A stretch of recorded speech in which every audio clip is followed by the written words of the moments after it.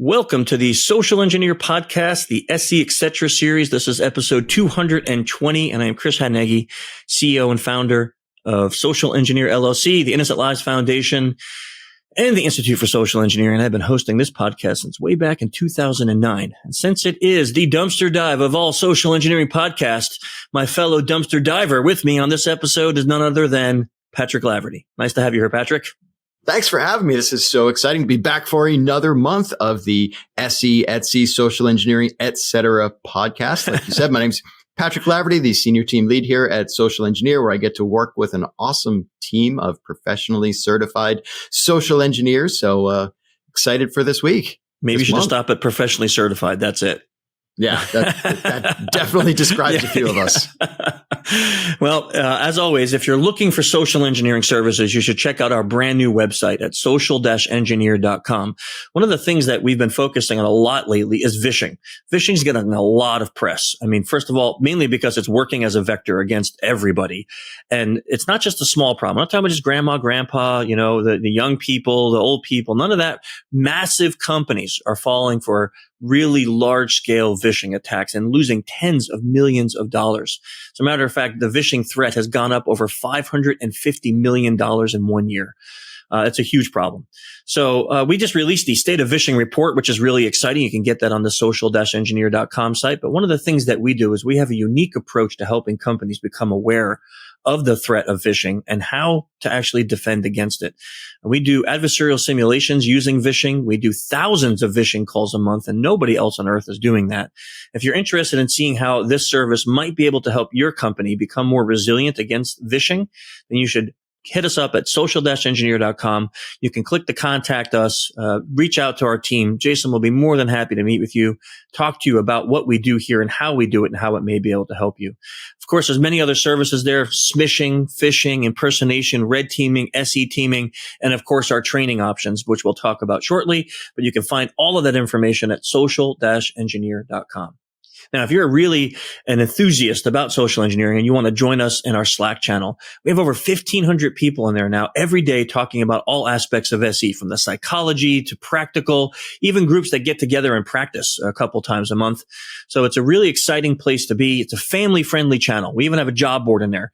So if you want to come in and if you're looking for work, or you want to get into the field, just ask questions. There are so many people that want to help you. And I really mean that. It's a family-friendly channel. So if you ask for help, you're not going to get mocked or teased or told that you need to, go suffer somewhere just to learn. We have a lot of people in there that are going to try to help you and give you great advice. We have people that are practitioners that come in to get advice on pretexts.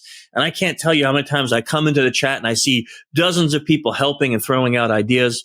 It's a really great place to just learn about social engineering from all aspects of life. So come on in. If you can't find the link in the show notes, hit up Patrick or I on LinkedIn or another social media, and we'll gladly get you in there. I also want to invite everyone who's listening to stop by innocentlivesfoundation.org. I'm super excited. We have our first gala coming up in September.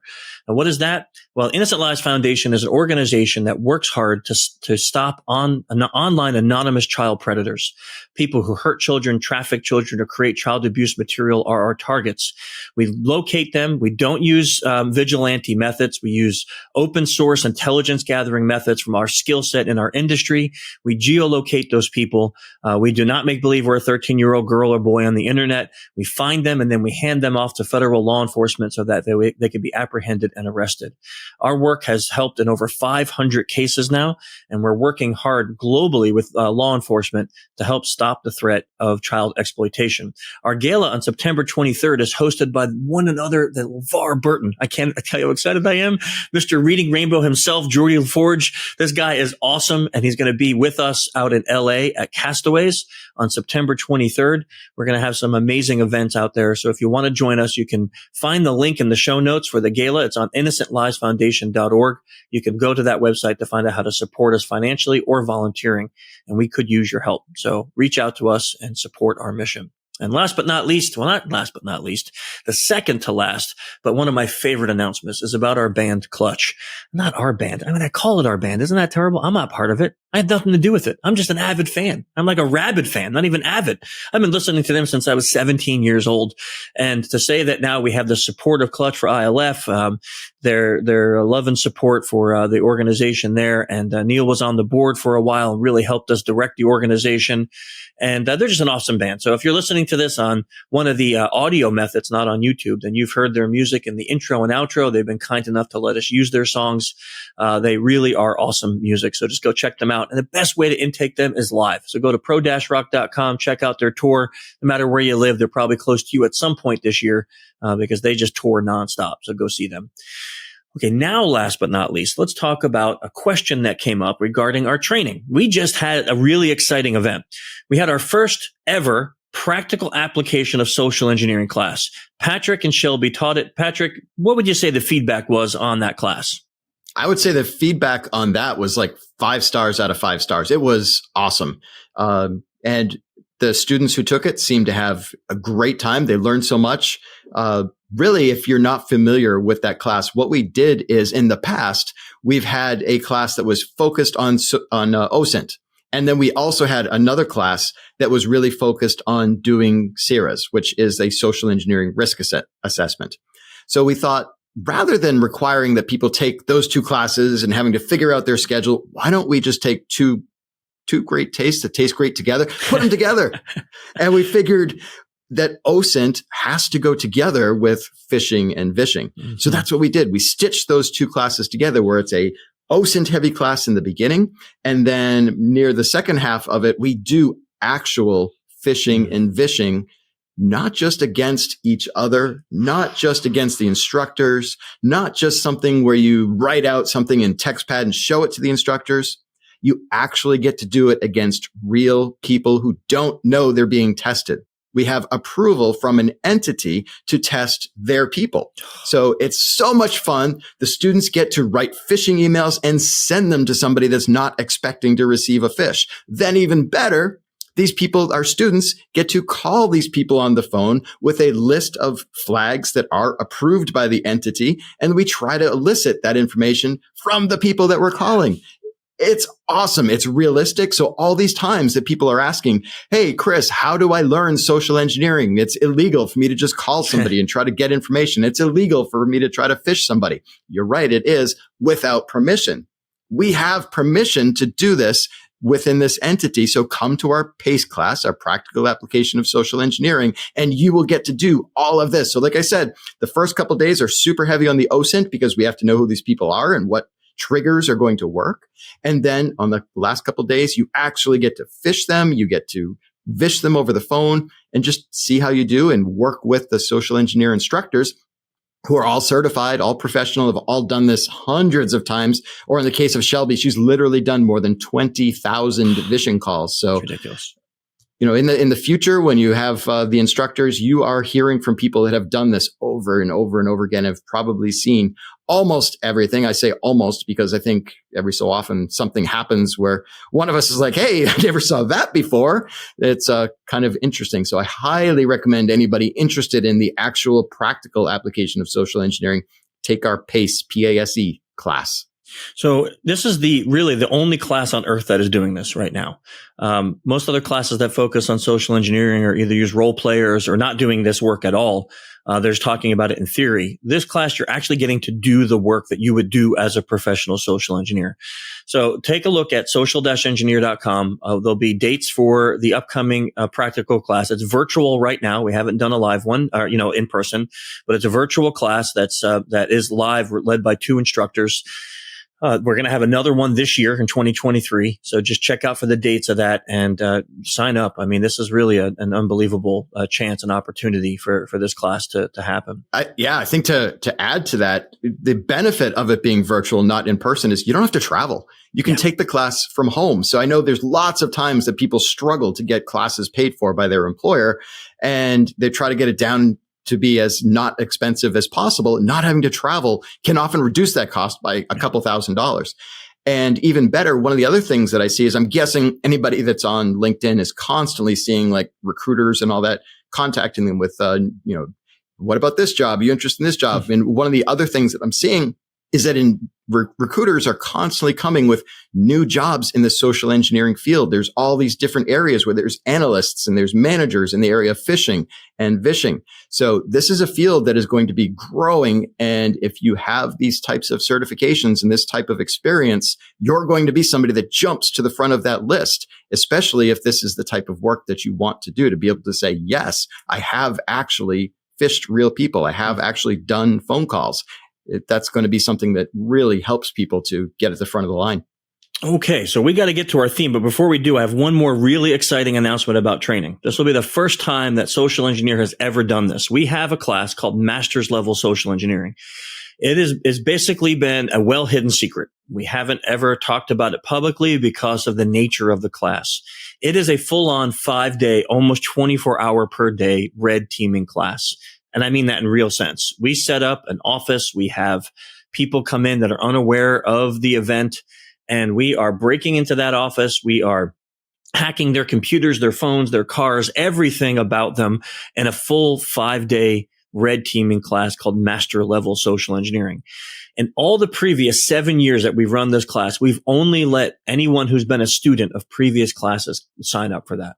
And there was a methodology behind that, which is we wanted to make sure we knew you, that you were going to be ethical, and that still stands. But what we're doing for the first time ever is we're going to allow the public, even if you haven't been to any of our trainings before, sign up for this. This came about because we work with many organizations that have people that have done social engineering for years, and they don't feel that they need our other foundational classes, but they really wanted to step up their red teaming game. So if you are in an organization where you're about to enter a red team field and you want to get some practice, you want to learn how you can actually get into that field and do it successfully, well, this is the class for you. There is nothing else. And I've been told this by many government organizations and large organizations around the globe. There is nothing else outside of the military like this on the planet Earth right now. And this will be a one-time opportunity. We're going to run it this year in October. We're going to see how it goes, and then we'll determine if we'll ever do this again, depending on its success. It's limited. We only have 16 seats in that class, and it's already partly full by previous students. So right now, it is open on the website. So if you go to the website, you go to Master's Level Social Engineering, you can sign up for that class. I'll be honest, it's an expensive class because of the nature of it, but this is a one-time opportunity that we're opening to the public, and it will be closing in mid-September. Because of the setup for that class. So it is in the end of October. You can find the dates, all the details, email for information if you need it. But that is an exciting announcement about training coming up. Okay, let's get to our theme. What are we talking about today, Patrick? Usually you have selected something interesting and unique and not normal for our podcast. So what is it today? Yes. So the intro that we usually give for our podcast that we have here is that we have 4 podcasts each month, and we have where Chris is usually pairing up with Ryan for a couple of them, where you talk to a CTO, another one where you talk to thought leaders in the industry, and then you also have one called The Doctor is In with Dr. Abby Moronio, where you're often talking about the science of social engineering and psychology. And then we figured, well, we need a 4th one for the 4th week of the month. What else is there to talk about? We figured, let's just call it Social Engineering, etc., where we can talk about anything at all that doesn't fit into one of those other podcasts, which I think is pretty awesome. And this is why we refer to it as the dumpster dive of social engineering, because once you jump into here, you never know what you're going to get each month. So every month we get some kind of new fun topic, and sometimes we even throw it out and we are looking for people to help us with topics. So if you have an idea for a future topic, let us know either on LinkedIn, on Twitter, or on our own Slack channel. And that is exactly what happened for this episode as well. Our friend Luke jumped into the Slack channel and gave us this suggestion. He said, I would love to hear you guys talk about social engineering in everyday life. And where does that kind of come about? So that was kind of one of the areas that I thought I wanted to go with this. But I think first, before we talk about it in everyday life, we need to also talk about a definition of it. Because if we're not talking about just in the IT field, or if we're not just talking about it in an adversarial simulation area, how in the world could this apply in everyday life to other fields? So Chris, is there a definition or two that you would like to give for social engineering in this context? I think that's a great place to start, because I think a lot of times when we talk about this topic, people have an issue with saying you can use social engineering in everyday life, because they look at social engineering from the definition of manipulating someone to do something, right? And of course, if that's a definition you believe is real, then yeah, using it in everyday life feels pretty crappy, right? Like, you shouldn't be doing that to your friends and family. But when I look at social engineering, and this really started way back in 2008 and 9 when I was writing the framework, I realized that aspects of SE are used in everyday communications. So I came up with a definition that is any act that influences a person to take an action that may or may not be in their best interest. And I did that definition because I felt, like I said, that, using this in everyday life means that you don't manipulate, you don't use the negative side, you don't leave someone feeling worse off for having met you, that you can use aspects of rapport building, influence, communication profiling, nonverbal reading. You can use all of those things and still leave someone better off for having met you and accomplish a goal of getting what you want and need out of life and also helping other people to get what they want and need out of life. And you also used a word in there that I want to call out because I think often people jump on that one word, and that's manipulation. And some people say, well, you're just manipulating people. What is really the difference between the social engineering that we do and what we consider to be manipulation? Yeah. So there's some controversy with what I'm about to say, because I'll tell you why. So I'll tell you the definition. I'll tell you the controversy. So manipulation is really getting someone to do what you want without really considering their feelings on it. Where I consider influence as getting someone to want to do what you want. So it becomes their idea, right? So if you think about the difference in those two things, can I be negative with influence? Yes. Yeah, I can be negative. I can use influence just for my own benefit and hurt someone else. But if I try to influence someone positively, thinking about like health changes or getting them to do something that's good for themselves, then you're not going to, put a gun to their head or threaten them or make them feel worthless. You're going to do something that's going to help them feel empowered to make that decision. Whereas with manipulation, you look at the 6 principles of manipulation, and really they kind of all define like learned helplessness or removal of power or threats and intimidation. Those things are going to leave someone feeling worse off for having met you, and they may comply, but afterwards, when they regain control, they're going to feel pretty bad for having listened to you. Yeah, I think that's a great way to look at it. And another kind of definition that I often use, that people jump into our Slack all the time and they ask like, well, how do I actually practice this? And I'll kind of go over with them, like, just go out and talk with people. Yeah. And they'll kind of respond with, but what's the purpose? Like, why am I doing that? What are the flags that I should try to get? Am I trying to get their last name? Am I trying to get their date of birth? And I'm like, don't worry about any of that. Yeah. I'm like, let's break this down. Let's look at the bottom line. All you're really trying to do is have a conversation with a purpose. And for some people, especially super introverts, the purpose might be to have a conversation. Like, there are lots of people out there that are just so scared to have a conversation with a stranger. So even just being able to do that, which, going back to our training stories, there's the foundational class, which is something that we actually do. Have you go have conversation with strangers that breaks you out of that shell as well. So another way to look at this social engineering is to just have a conversation with a purpose. And what is that purpose? That's what you're going to try to decide. Yeah. And that's going to be your goals. Maybe that is to try to find out, where is someone's hometown? What are their siblings' names? Do they have children? What's their job title? You're probably not going to go for something that's super sensitive because that gets a little bit sketchy. Or maybe the purpose, like I said, is just have a conversation. What are your thoughts on that definition? I love that. So recently I was stuck in an airport because of a canceled flight. So I'm sitting at this, bar in the airport, and this guy comes and sits next to me, and he kind of sits down. And when he sits down, he lets out this kind of thing. So in my head, I said, I'm going to have a conversation with this guy. And my goal was going to see, was that kind of, well, I'm having a really bad day. And if that's the case, I'm going to try to make his day better. Right. So, I kind of turned to him and said, is your flight canceled too? He's like, no, not yet. He's like, yours? I said, oh yeah, it's been delayed 8 times. And now I think they're about to cancel it.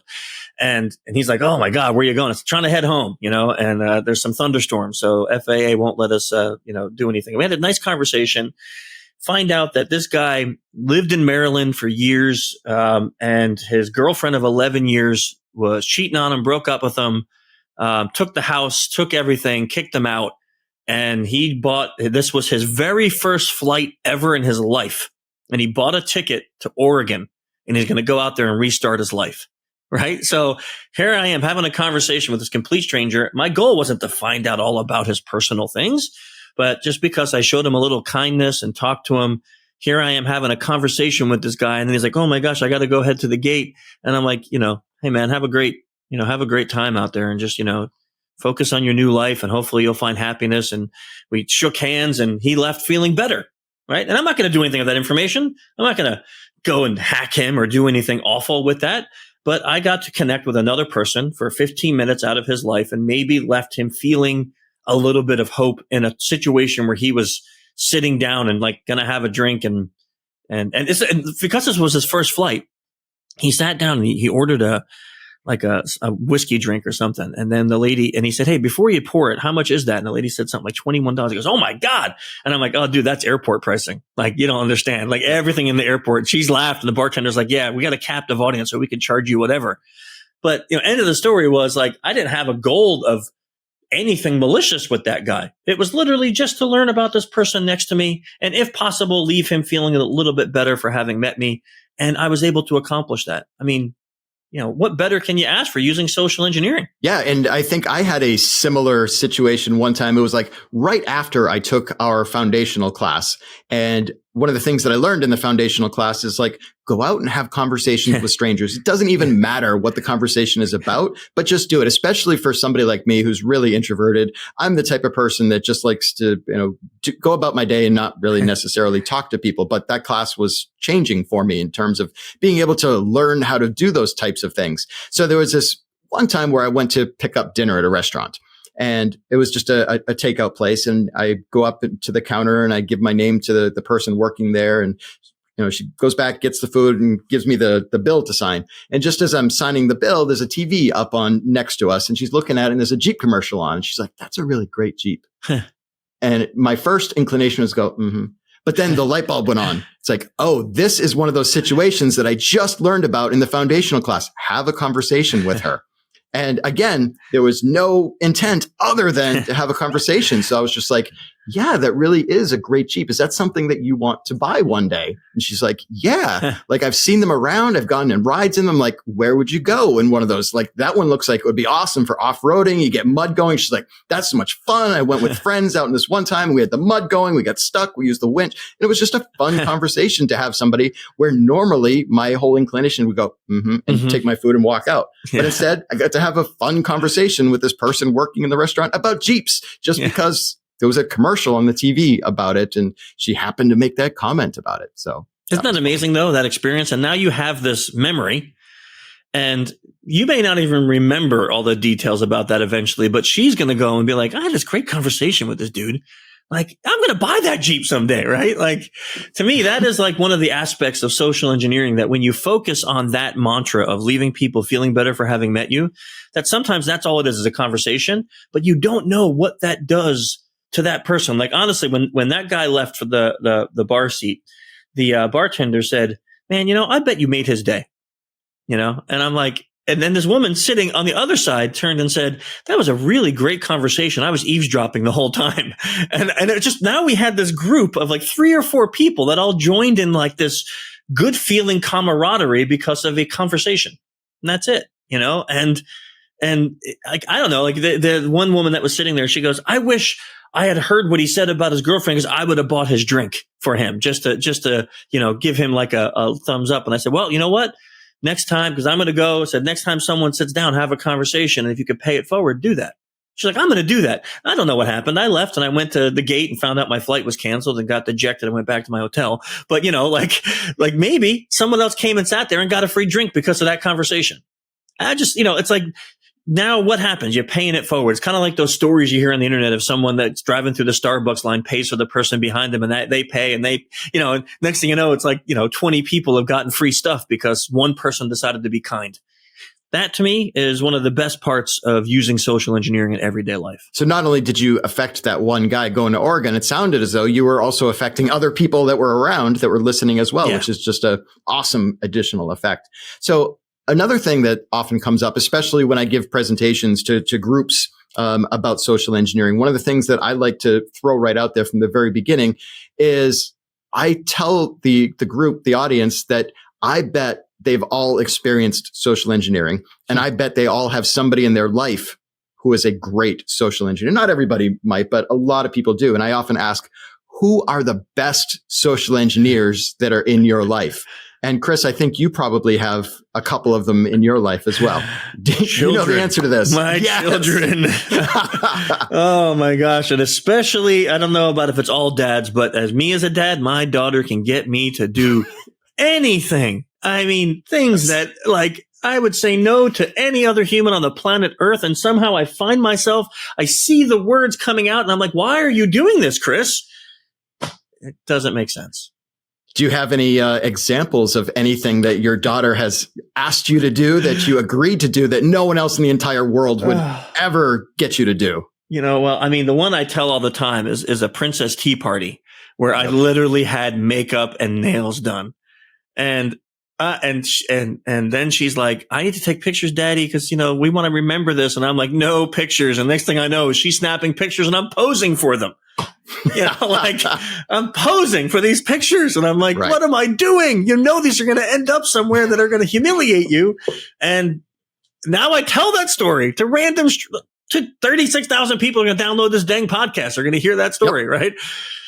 And go searching for the photos. Yes. Hopefully not find them, but it's one of those things. And I look back on that and I'm not embarrassed. I actually laugh and smile about it because that day my daughter and I sat there and we drank really cold, disgusting tea out of these dirty plastic cups. But I was wearing a pink scarf and had horrible makeup done and half my fingers were painted because she wasn't good at doing nails at the time.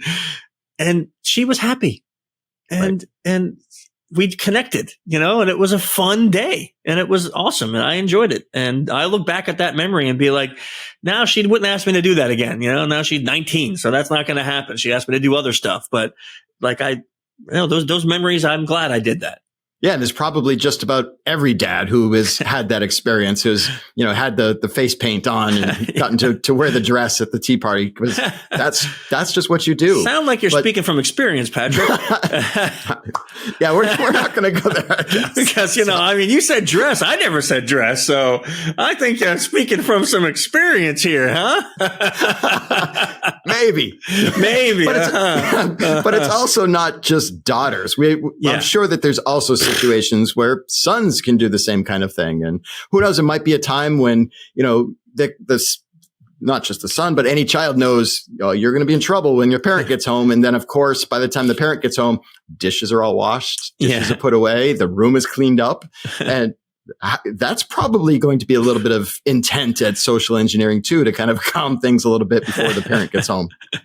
I'm sure all of us have experienced that where, and as a parent, when that's not normal, right? When your child doesn't normally take the initiative, what your first thought when you come home and things are done are like, what did they do wrong? Right.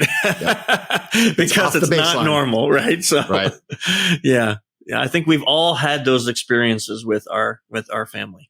And that fits right into our behavior detection that we often talk about, is we need to know the baseline. We need to know what's normal. Yeah. And you're detecting what's not normal going on. So there's also other social engineering in regular life that probably goes on all the time that people have experienced that's not in our household. There are jobs that people do. And I think one of the first ones that come to mind for me is when you go to buy a car and there's a sales rep. One of the things that I've noticed when I go into the sales rep is almost immediately they find something we have in common. Yeah. It might be that they really like that shirt you're wearing. It might be that, if I have like a sports team on, they'll be like, oh, I'm a big fan of that sports team as well. Is that some kind of principle of influence that they're using right off the bat? Sure. So think about this. We are more prone to buy things from people that we feel comfortable with and that we like. And I'm more prone to buy something from a friend than I am from someone I don't really care about. If that salesperson can become our friend quickly, then we begin to trust them. Rapport is built, right? Oxytocin is linked between us. So now when they tell us something about this is the best deal, or I'm going to make this work for you, or whatever, our brain wants to trust that message. And we feel more comfortable buying from people that we trust. So they know that if they can build rapport quickly, and I've had this happen, go in to do that. And the, guy said, what kind of car are you looking for? And, I was in an Audi dealership and I knew the exact car I wanted. And I told him, and he's like, oh, so are you an enthusiast? Did you have one of these before? Like, Like, do you drive a lot for a living? And I'm like, no, I'm sitting at the desk all day, but I have to drive back and forth to appointments, and I just really like this car. And he's like, oh, so what do you do at a desk, right? Oh, I'm in cybersecurity. He's like, oh, my cousin's in cybersecurity. He does this thing. What is it called? Pen testing? Because I always thought it was funny. Like, what do you do? Test pens? And then we laugh. And I'm like, that's a good one. Now, all of a sudden, he says the word that connects, and he didn't even know that that's what I do. And now he's got a cousin that's in my field. And I'm like, oh, is he young? Where does he work? What company? And then he tells me. And next thing you know, we're having this conversation about my industry. This guy who knows me and understands me. Of course, I'm going to buy a car from him. Right? It's just like, it's one of those things, and it works really well. Now, of course, I think car salespeople, I've also seen the negative side of that, where they do the, I need to go talk to my manager. I don't have authorization for this. And then they use the authority principle. And okay, my manager gave me a one-time offer that if you can sign this now, I can do all these extra things, right?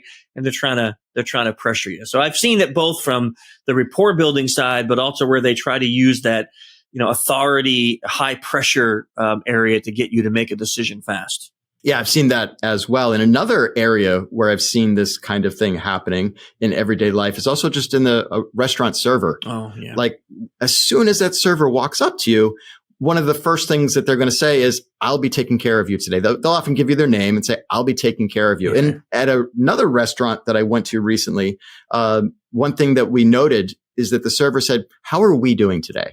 Huh. And that kind of stuck out. Like, after the server walked away, we had a little discussion, like, why is the server asking how we are doing? Like, I don't know how you, the server, are doing. And then it kind of dawned on me. And what I think, and I'd like to hear what you think about this, Chris, is I described to the person I was having the dinner with, is the server is then making it, we're all on the same team. We're all in the same tribe with just that one word, we. Instead of how are you doing, where now it's the server and us sitting there, it's how are we doing? So we are all working together on this. What are your thoughts on that? Oh, I love it, because, we just had a class, that we taught, and it was for a foreign organization that came into America. And one of the guys said, your servers here are all so friendly.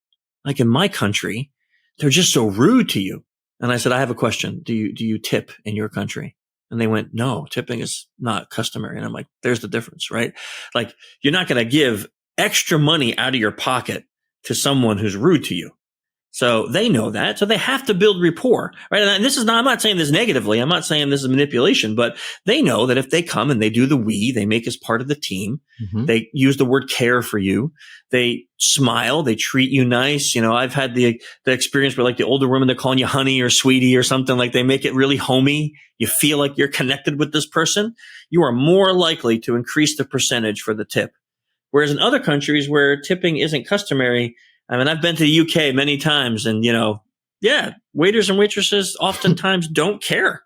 Here's your food, whatever. Like, doesn't matter. You're going to pay for that food regardless if they're friendly or not. So they don't need to smile and care for you and be we and all that stuff, right? Yep. So, yeah, I think that's a huge part of social engineering in the service field for sure. And there was another aspect of the increasing the tip and the social engineering that I read. I might have been in one of Robin Dreek's books. I can't remember. Maybe you'll remember from the story. There was this server at a high-end restaurant, and the management was noticing that this one server was getting a much higher tip and a much higher check price than any of the other servers. And they wanted to find out why and what he was actually doing. And what they found out was that when he was going to take their orders, at high-end restaurants, people often ask questions, and they'll say, should I get this one or this one? And there'll be like a $60 steak and a $45 steak. And one of the things that he would do is, if somebody went to order the $60 one, he'd be like, in my personal experience, I just want to let you know, the $45 one is just as good. Like, it's $15 cheaper, but it's just as good. And imagine being the person sitting there. They're like, that sounds great. Here's the server whose whole money depends on a higher check telling me to get the lesser expensive one. Because guess what happens later on? They're going to order the $200 bottle of wine instead of the $100 bottle. Yeah. They're going to go order the $20 desserts instead of no dessert. So the thing that they found was that his checks were much bigger just by dropping that one little thing down up front, which maybe a manager would be like, why are you steering people away from the $60 steak? Well, that's why. Yeah. And that's a genius tip, actually, because you do that. But now when they recommend the wine and they're like, yeah, well, listen, that $100 bottle is not nearly as good as this other bottle to pair with that steak, you're going to trust them because he just gave you a very honest answer on something cheaper a moment ago. So now you're not going to be like, oh, this guy's just always trying to upsell me. You're like, well, he just downsold me here. That builds so much rapport and trust. It's not even funny. Yeah. And I think it's also some of these things are not always even just conversational. We also see other areas of social engineering that use additional senses. Like what I remember many years ago when I went to buy my house, as soon as I walked into the house, they were baking cookies, chocolate chip cookies in the oven. So genius. Now you walk into a house and you're thinking you might want to buy this house. And the first thing that hits you is the smell of chocolate chip cookies. Yeah. Nobody had to say a word. You're just like, this is home. It's this already is where home. I want to be. Yeah. I was reading an article in, I think it was Psychology Today or one of those journals that talked about that whole logic behind that, like an apple pie or chocolate chip cookies or something that when you are giving when you're doing like an open house, people, the more you can give them an opportunity to picture themselves in your home, the easier it is to sell. Right. And I saw this in application that was maybe like a year ago. My wife and I were going around looking for maybe buying a house for a rental property or something. And this woman had this open house and she did minimalistic in her decoration. So when you walk in, you're like, oh, I can see my couch there. I can see this here. But she was baking and just the smell of baked goods when you walked in and she had like this thing of like lemon water and these cups and you can have it. And you just felt like you walked in, you felt like I walked into a 5-star restaurant and it was a home, an open home, and it was really, I said to her, like, I'm not sure if we're the ones, but I'm telling you right now, like you did a great job on presentation for this. Like this is why this place is packed and there's like standing room only, like you could run a nightclub in here right now. Like that's how much of a job she did. And, it really does set the stage for building in your mind the vision of what you want, and I think that's important. Like when we talk about car salesmen, they do the same thing. Like I know that guy, he brought me over to the car. He gets a seat set. He's like, I think this should be good for your legs, now sit in it, and like, just, see how it feels, press that button, how the seat contours to you. And all of a sudden you're picturing yourself, you're in the car, you could feel it. It just becomes yours at that point. And that to me is a genius part of using social engineering. And even that test ride, taking that car out for that first ride, you're like, I can picture myself driving this every day. And you know what? That's an interesting point. When I went for the test drive, that guy said, hey, listen, why don't you go without me? Because I know that when the sales guy's with you, you tend to take it a little easier. If you go without me, maybe you'll just really feel how powerful the car is. And I was like, really? I can drive this without you? He's like, yeah, I got your license. I know you're coming back. Your car's here, and I'm like, wow, and I was just like, this guy trusts me with this car? Like, this is, expensive. Like, I bought that car. You know what I mean? Like, I bought that car. I was like, I went out and he was right. Without him there, I would have taken it so easy if he was there. You don't want to be flooring it when the sales guy's sitting right next to you. So without him there, man, I tested that car. I came back and I'm like, yeah, this is my car. I'm like, let's go. He already had the paperwork out. He knew. He already had it out. While I was gone, that's what he was doing. He had the paperwork. He was filling out his section. He's like, yeah, I figured. And I'm like, dang, man, I'm too predictable. But I was like, it was just the perfect setup. I see everything that he was doing. Couldn't say no to it. Yeah, the pen all warmed up, ready to go. Yeah. Yep. Yep. And I know sometimes a lot of these things are also just word choice, just exactly what somebody's going to say. I know there's lots of times when you're going to have like an important conversation with somebody and you probably think it out ahead of time. And you're like, okay, I'm going to say these types of things. I even sometimes take notes so I don't forget. And it's like, okay, I need to make sure that I have this specific word choice. So the conversation is going to go in this direction. And it's not so much in a manipulation direction. It's often more so that the other person understands where I'm coming from or that I'm not upsetting the other person. Just to make sure that conversation I'm going to have with somebody is going to go in the right direction. So I think sometimes even planning things out in the exact word choice that you're using could be a principle of influence here as well. Actually, that may be another topic for another podcast here on the SE Etc. series is one of the things that I got asked, and actually I wrote about it in my human hacking book, was how to use social engineering as a parent. And dealing with your children. And people go, isn't that manipulative? And I'm like, no, actually, I think this really is a good topic, SE and parenting, maybe for another episode, because I wrote out like a whole document on how to plan a conversation, making an assumption your kid broke the house rules. You need to talk to them. Everything from pretexting to elicitation and how you can use it in dealing with, a family drama. And I'm like, I think, yeah, that's a great topic. As if we do it now, we're going to be here another hour. So, and I think we're hitting the end of our time here, because I think we're at about like 40 minutes, which is our normal time for this podcast. So let's plan that for another whole session on how we can use this as parents. Yeah, for sure. We should definitely plan that for the future. And should we announce what we're going to talk about next month? Yeah. So what is our topic for next month? All right. So our topic for next month is going to be something that you will have to check in next month to find out. I am not telling anybody in advance yet again. So check in with us next month. Someday people will get him to slip up. Someday we'll get him to slip up, and then we'll know. Never. As always, Patrick, it goes too fast with you. You're a really good conversationalist. It goes too fast. 40 minutes flies by.